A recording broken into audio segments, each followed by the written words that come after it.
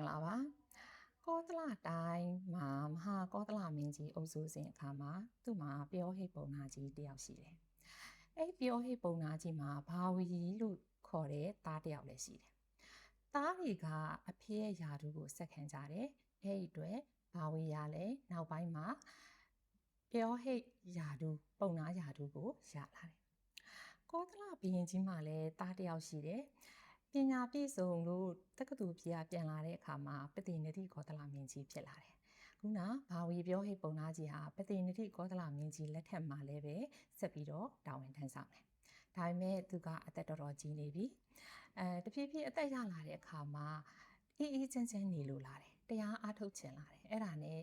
မင်းကြီးကိုခွင့်တောင်းပြီးတော့တရားအားထုတ်မယ်လို့ဆိုတယ်။အဲ့တော့မင်းကြီးကသူ့ရဲ့ဥယျာဉ်တော်ထဲမှာတရားထုတ်ပါဆိုပြီးနေရာပေးတယ်။ဒါပေမဲ့ဘာဝီပုံနာကြီးကအေးချမ်းချမ်းနေလို့တဲ့အတွက်မင်းဥယျာဉ်မှာမနေလို့ဘူးလို့ညင်လိုက်တယ်။သူ့မှာဘာဝီပုံနာကြီးမှာတပည့်လက်ထောက်ဆရာ16ယောက်ရှိတယ်။အဲ့ဒီ16ယောက်ရဲ့တဦးစီမှာတပည့်1000စီရှိတယ်။အဲ့တော့သူ့ရဲ့တပည့်တွေအကုန်လုံးကဆရာကြီးနောက်ကိုလိုက်ပြီးတော့တရားအထုတ်မယ်လို့ဆိုတယ်။သူတို့ဘယ်ကိုသွားကြလဲဆိုတော့ကောသလတိုင်းကအိန္ဒိယနိုင်ငံမြောက်ပိုင်းမှာရှိတယ်။အဲဒီကနေဒက္ခိဏပထာလို့ခေါ်တဲ့တောင်ပိုင်းဒေသကိုသွားကြတယ်။အဲဒီမှာအတကမင်းနဲ့အလကမင်းတို့ရဲ့နှစ်နိုင်ငံအကြားဂေါရာဝတီမြစ်ကြီးရှိတယ်။အဲဒီဂေါရာဝတီမြစ်ကြီးမှာကျွန်းတစ်ကျွန်းရှိတယ်မြစ်အလယ်မှာအဲ့ဒီကျွန်းကိုအတကမင်းကတဝက်ပိုင်တယ်အလကမင်းကတဝက်ပိုင်တယ်အဲ့တော့ဘာဝီပုံနာဆရာကြီးတို့ကအဲ့ဒီကျွန်းကိုရောက်သွားပြီးတော့မင်းတမင်းစီကိုတသိန်းစီပေးပြီးတော့အဲ့ဒီမှာနေကြတယ်အဲ့တော့ပတိနိတိကောသလမင်းကသူ့ဆရာပုံနာကြီးစစ်စင်းရဲနေရာမှာဆိုလို့ဆိုပြီးတော့ရွာမှာတည်ပေးထားတယ်အဲ့ရွာကြီးတိုးတက်ဖွံ့ဖြိုးစီပင်လာတဲ့အခါမှာတနေ့ကိုအခွန်သိန်းရတယ်အဲ့ဒီအခွန်ကိုအတကမင်းကိုသွားဆက်တဲ့အခါမှာအတကမင်းကမယူရဲနဲ့ဘာဝီပုံနာကြီးကိုပဲပေးလိုက်တယ်အဲ့တော့ဘာဝီပုံနာကြီးကအဲ့ဒီအခွန်တဲကမှမျှတအောင်သုံးဆောင်ပြီးပူရှန်တဲ့ကြံတဲ့ဟာတွေအကုန်လုံးကိုလူပလိုက်တယ်ဘာဝီပုံနာကြီးနဲ့သူ့တပည့်တွေကသမထချင်းစင်နေကျင့်ကြတယ်ဇန်နေရကြတယ်ကောင်းကင်ပြန်နိုင်ကြတယ်ဘိန်းနေနေရကြတယ်အဲ့တော့ဘာဝီပုံနာကြီးဟာသမထချင်းစင်နေကျင့်တယ်အေးချမ်းချမ်းနေတယ်ရားတဲ့အခွန်ကိုမျှတအောင်သုံးပြီးအလှကြီးပေးဖြစ်တယ်အလှလှတာကိုဇစ်ပူဇော်တယ်လို့ခေါ်တယ်ဇစ်ပူဇော်တာက2မျိုးရှိတယ်အလှလှတာနဲ့သားကောင်းတွေကိုတက်ပြီးတော့ပူဇော်တာ2မျိုးရှိတယ်ဒီမှာတော့ဘာဝီပုံနာကြီးကအလှကြီးပေးပြတာဖြစ်ပါတယ်လက်နဲ့အလှဒါနပြုတာဖြစ်ပါတယ်သားကောင်းတွေတက်ပဲနဲ့အဲ့တော့ဘာဝီပုံနာကြီးတို့အဲ့ဒီကျွန်းမှာတွားရောက်နေထိုင်တာမြတ်စွာဘုရားမပွင့်ခင်8နှစ်လိုပါဖြစ်တယ်အဲ့တော့တနေ့မှာဘာဝီယတိကြီးဟာရှိသမျှအကုန်လှူပြီးတော့အလှပွဲသိမ့်တဲ့အချိန်မှာအယုတ်ခတ်ဆူဆူတွားကြီးထူထူထော်နင်းဖြစ်နေတဲ့ပုံနာတယောက်ရောက်လာပြီးတော့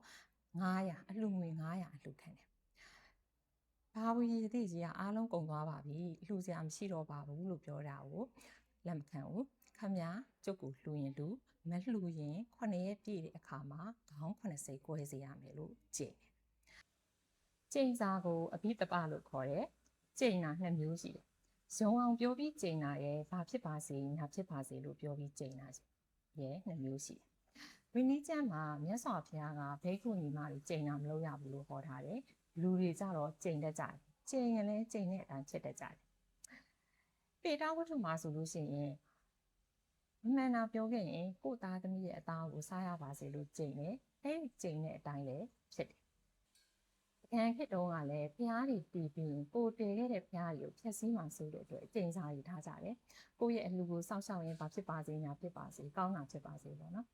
ကိုရဲ့အလှကိုဖြည့်ဆည်းရင်ဌာပနာတွေဖောက်ရင်ဘာဖြစ်ပါစေညာဖြစ်ပါစေဆိုပြီးအစိုးရကျိန်ကြတာရှိတယ်ဒီနေရာမှာဌာပနာထည့်ခြင်းရဲ့ရည်ရွယ်ချက်ကိုပြောပြခြင်းနဲ့ဌာပနာဖျားဌာပနာမှာယရနာတွေထည့်ရခြင်းရဲ့ရည်ရွယ်ချက်ကတဲ့နောက်တစ်ချိန်မှာဒီဖျားကိုတည်ထားတဲ့ဖျားပြက်စီးယူရင်းသွားလို့ရှိရင်ပြင်ဆင်ဖို့ငွေကြေးမတက်နိုင်လို့ရှိရင်ဒီ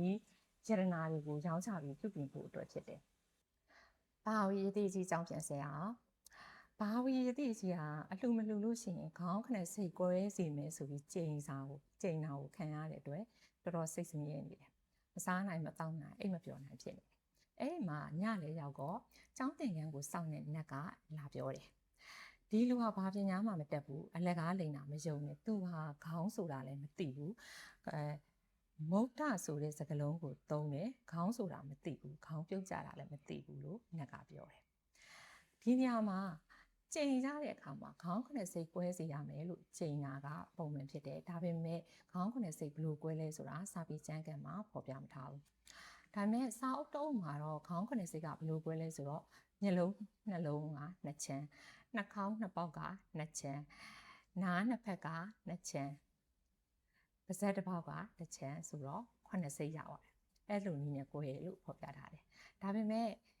တခြားနေရာတွေမှာဖော်ပြထားတာမတွေ့ဘူးအဲ့ဒီခေတ်ကချိန်လို့ရှိရင်ခေါင်း9စိတ်ကွဲစေရမယ်လို့ပဲချိန်ရတယ်မြတ်စွာဘုရားကိုယ်တိုင်ကလည်းအဲ့လိုပဲပြောခဲ့တယ်။တန်ဘက်ထလူလင်ကမြတ်စွာဘုရားမေးတာကိုမဖြေဘဲငုတ်တုတ်ထိုင်နေတဲ့အခါမှာမင်းဖြေရင်ဖြေမဖြေရင်မင်းကောင်း9စိတ်ကွဲလိမ့်မယ်လို့ဒီလိုပြောခဲ့တယ်။အဲ့တော့ကျောင်းသင်ခန်းဆောင်တဲ့နက်ကအဲ့ဒီလူလင်ပုံနာဟာခေါင်းဆိုတာလည်းမသိဘူးခေါင်းပြုတ်ကြတာလည်းမသိဘူးလူလင်ပုံနာဘာမှမသိပါဘူးလို့ပြောလိုက်တော့ဘာဝီရသေးကြီးကအရှင်နက်ကောသိပါသလားသိရင်ပြောပြပါဥထိတ်ပြုတ်ကြခြင်းဆိုတာဘာကိုပြောတာလဲလို့မေးတယ်အဲ့တော့နက်ကကျွန်ုပ်လည်းမသိဘူးဒါကိုဖះမှာရှင်းပြနိုင်မယ်လို့ပြန်ဖြေလိုက်တယ်အဲ့တော့ဖះဆိုတဲ့အတန်ကိုကြားလိုက်တဲ့အခါမှာပုံရသေးကြီးလောကမှာဖះပွင့်ထွန်းပေါ်နေပြီလားလို့ပြန်မေးတယ်ဘာလို့လဲဆိုတော့သူတို့ရဲ့ပုံနာကျမ်းစာတွေမှာဝေဒကျမ်းတွေမှာပါပြီးသားဖြစ်တယ်ဖះဆိုတာဘလို့ဖះဘလို့အခြေအနေမျိုးမှာပွင့်နေဘလို့လက္ခဏာတွေရှိတယ်ဆိုတာကိုသိတယ်အဲ့တော့ဖះပွင့်ထွန်းပေါ်ပေါက်နေပြီလားလို့ရသေးကြီးကပြန်မေးလိုက်တယ်အဲ့တော့နက်ကပြန်ရှင်းပြတယ်လောကတာဝိထိပ်ပြည်မှာမြတ်စွာဘုရားပွင့်နေပါပြီအဲ့ဒီမြတ်စွာဘုရားဆိုတာတန်ဗုဒ္ဓတရားဓမ္မတွေကိုသူကိုယ်တိုင်သိတဲ့သူဖြစ်တယ်တပ္ပဓမ္မနာပါရကူတရားဓမ္မအားလုံးကိုတစ်ဖက်ကန့်ခတ်တတ်သူတရားအားလုံးကိုပိုင်ပိုင်နိုင်နိုင်သိထားသူမသိတာဘာတစ်ခုမှမရှိတဲ့သူဖြစ်တယ်တပ်ပါဖိညာဗလပတ်တော်အဘိညာစွမ်းအားတွေကိုလည်းအကုန်လုံးရထားသူအစွမ်းတကိုးတွေအကုန်လုံးပြည့်ပြည့်စုံစုံရထားသူဖြစ်တယ်တပ်ပါကံဘက်ခရံပတ်တော်ကံတွေအားလုံးဟာကုသိုလ်ကံရောအကုသိုလ်ကံပါဘဝတစ်ခုကိုဖန်တီးနိုင်လောက်အောင်အစွမ်းတတ္တိမရှိတော့ဘူးကံဘက်ခရကံအားလုံးကိုကုံစီထက်သည့်ဉာဏ်ကိုလည်းမျက်မှောက်ပြုပြီးသူဝိမုတ်တော်ဥပဒိတ်ခီခန္ဓာ၅ပါးကုံဆုံးသည့်နိဗ္ဗာန်ကိုအာယုံပြုပြီးဘဝမှာလွတ်မြောက်ပြီးနေသူအဲ့ဒီဘုရားဟာလောကမှာပွင့်ထွန်းပေါ်နေပြီလို့ပြောပြတယ်။ဘာဝီပုံနာကြီးဟာဘုရားပွင့်နေပြီလို့ကြားရလို့စိတ်သက်သာရသွားတယ်။သူတင်ထားတဲ့လက္ခဏာမှန်ကန်ကြားတွေမှာဘုရားအကြောင်းဗုဒ္ဓကဘယ်လိုပုံကိုမျိုးလဲဗုဒ္ဓဆိုတာ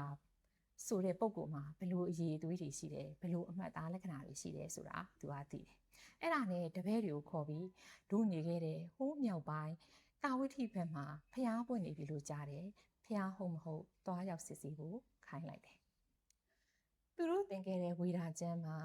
ပါတဲ့32ပါးသောမဟာပုရိသလက္ခဏာတွေကစัจ जा မင်းနဲ့ဖះကလွယ်ပြီးတော့မဖြစ်နိုင်ဘူး။အဲ့တော့ဖះပွင့်ပြီဆိုရင်အဲ့ဒီဖះဟာ32ပါးသောလက္ခဏာတွေပါမပါဘူးသွားရောက်စုံစမ်းခိုင်းတာဖြစ်တယ်။အဲ့ဒီခေတ်ကဗြဟ္မဏဆရာကြီးတွေအကုန်လုံးကဒီလိုပဲဖះပွင့်ပြီလို့ကြတော့သူတို့ကိုယ်တိုင်ဆရာကြီးတွေကိုယ်တိုင်မသွားဘူးသူတို့ရဲ့တပည့်ကြီးတွေကိုစေလွတ်ပြီးတော့စုံစမ်းခိုင်းတယ်။ဘာဝီယတိကြီးဟာသူ့ရဲ့တပည့်ကြီးဇိတာလို့ခေါ်တဲ့တပည့်ကြီးကိုခေါင်းဆောင်စေပြီးတော့တပည့်16ဦးစလုံးကိုမြတ်စွာဘုရားဟုတ်မဟုတ်စုံစမ်းဖို့လွှတ်လိုက်တယ်။အဲဒီတပည့်16ဦးနောက်မှာလည်းသူတို့ရဲ့တပည့်1000စီပါသွားတယ်။အဲဒီတော့အဇိတာယတိဦးဆောင်တဲ့ရတိအဖွဲ့ကြီးဟာတာဝိထိမြို့ကိုသွားကြတယ်။တာဝိထိကိုရောက်သွားတဲ့အခါမှာမြတ်စွာဘုရားကိုမတွေ့ရဘူး။မြတ်စွာဘုရားဘယ်မှာရှိလဲဆိုတာကိုစုံစမ်းပြီးလိုက်သွားကြတာ။နောက်ဆုံးရာဇကြိုပြီးပါတာနကနတ်ကောမှာမြတ်စွာဘုရားတည်င်းသုံးနေတဲ့အချိန်မှာသွားပြီးတော့စုံကြတယ်။အဲ့တော့မြတ်စွာဘုရားကိုတွေ့တဲ့အခါမှာဆရာကြီးကဘုရားဟုတ်မဟုတ်စုံစမ်းရန်အတွက်နေပေးလိုက်တယ်ဘယ်လိုပေးလိုက်လို့ဆိုလို့ရှိရင်ဖះဆိုလို့ရှိရင်တဲ့မင်းတို့ပါဇက်ကပြောတာမင်းတို့ပါဇက်ကနေထုတ်မေးစရာမလိုဘူးတဲ့မင်းတို့စိတ်ထဲကနေမေးလိုက်မနောပညာစိတ်မေးခွန်းကိုသူကနှုတ်နဲ့ဖြေလိမ့်မယ်လို့မှားလိုက်တယ်